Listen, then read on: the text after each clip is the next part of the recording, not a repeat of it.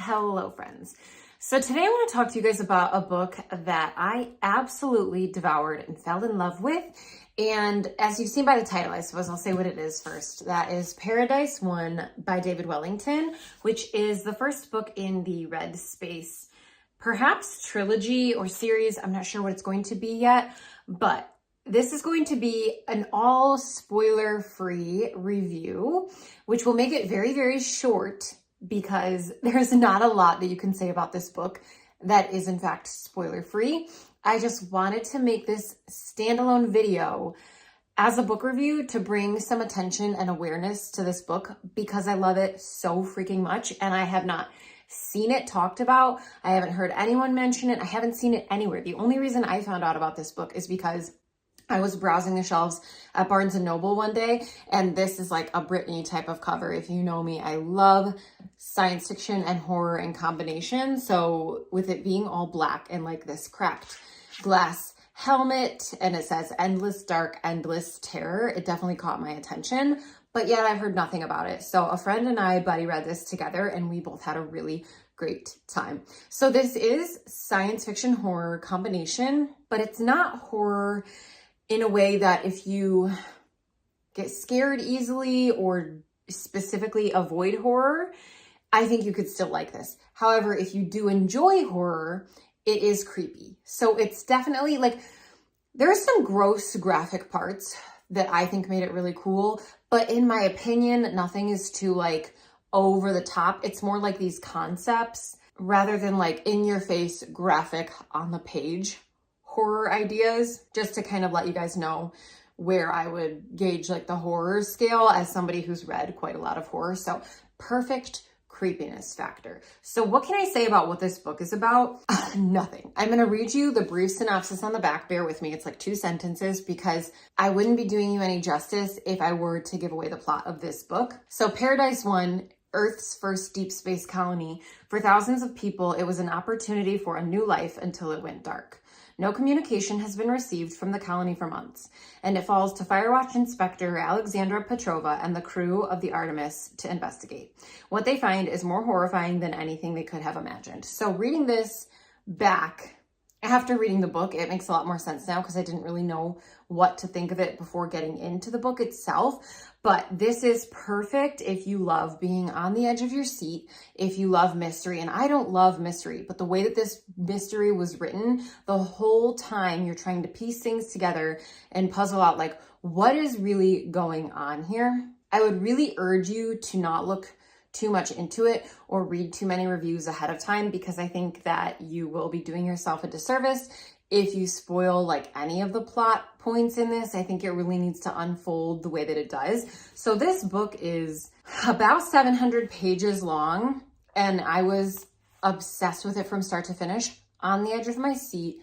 I had to find out what was going to happen next. And my friend that I read it with was pretty much the same. I do have to tell you ahead of time, and I did have a friend let me know that it ends on a cliffhanger. So be prepared for that. And you're going to have just as many questions leaving the book as you have when you're starting the book, but in the best way possible, because you definitely do get some answers as we go along. So why do I love this book so much? I made a couple bullet points about things I really liked. We're following a really small cast of characters. We have this group, this crew on the ship.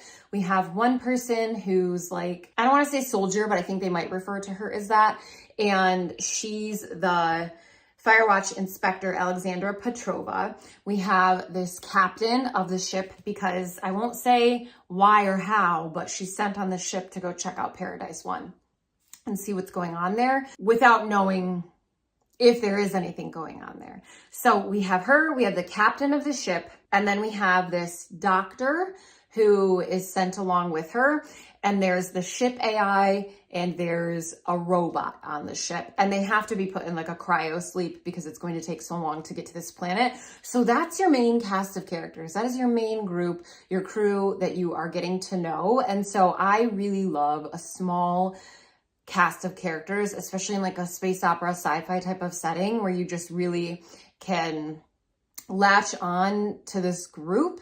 And I will say the robot adds a lot of like quirky and fun vibes to this story, I would say, so that it kind of breaks up those heavier, more dense moments. So I love that aspect of it. You're also following multiple different like sources of AI on ships. So the artificial intelligence of this ship is sort of like characters in and of themselves. There's really only one like main one, but there are more. And so I am a sucker for that in my science fiction books. I think that it's just super interesting to have so much of that throughout this book. And then we have this like contagion. And I don't want to say anything more than that because it's probably not what you're thinking. This book takes your regular like outbreak situation and sort of bends it and really makes it its own. So it felt so unique to me the whole time I was reading it, like not brand new concepts, like pretty much the concepts in this are things I've seen or read before in some ways, but with a new twist on it. So I'm not going to say more than that. I'll just leave you with that little tidbit if that interests you. Because like I said, I know I'm not giving you any plot details, but that's on purpose. So we also have super short chapters in this book, which I'm a sucker for. And it is multiple POVs. So you get a perspective from the doctor and a perspective from Alexandra Petrova. And I'm trying to remember if you get any other, I don't think so. I think you see everything through those two. But the reason, well, I love short chapters because it makes it easier to get through a long book specifically. However, in this, they serve more than that purpose. The short chapters in this really make it feel like you're watching movie scenes. It's not fragmented as in like choppy, but it's like you'll be following one perspective and it's not that you jump and then you're left like on a cliffhanger, but you can pick something else from the other perspective. And it's like you see this one scene and then the chapter is going to end and it's going to go to like another type of scene, just like you're watching a movie. So I love that part of it. And I think just the overall suspense and sense of mystery as you're reading this, it just was like the best thing that I've read in so long. I gave it 5 stars. I'm rating my books now. I should have said that at the beginning. This is a 5-star for me. Had no complaints from start to finish because I really didn't see any of the things coming in this book. And I'm not too good at predicting things anyways, but if you can keep me guessing, keep me wondering and on the edge of my seat, and then have some interesting twists and turns. And there's quite a few things in this that I'm still puzzling out, like what exactly happened and how did it happen? I really love things that feel kind of open-ended. So I don't think that you're meant to finish this book and have all of the answers and know exactly what happened, because a lot of things are going to be explained, I'm sure, in book 2, and there might even be some things that are sort of left for interpretation. All I know is I'm super happy that book 2 comes out in August, as far as I can tell, and I will be like dropping everything to read that when it comes out. So I think the other reason why this veers from like your typical sci-fi space opera where humans are not living on Earth anymore is because of this mystery horror element where we have a lot of really creepy scenes, and some of them are so subtle. Like there was like a hangnail scene. Like I know for some people that's like a trigger, and kind of for me, I was like reading that scene like almost not even getting through like the hangnail scene. So there's just like little subtle ways like that throughout the book that just add so much to it. So I think that's all that I can really say about this book without spoiling anything. As I said, I kept this extremely spoiler free. If you want to message me or like comment down below for like a little bit more information, if you're not sensitive to spoilers, I could maybe tell you more, but just for putting this on people's radar, that's all I wanted to do. I wanted to get people excited about my favorite science fiction book that I've read in a really long time. If you guys have read this, definitely comment down below. Let me know your thoughts on it.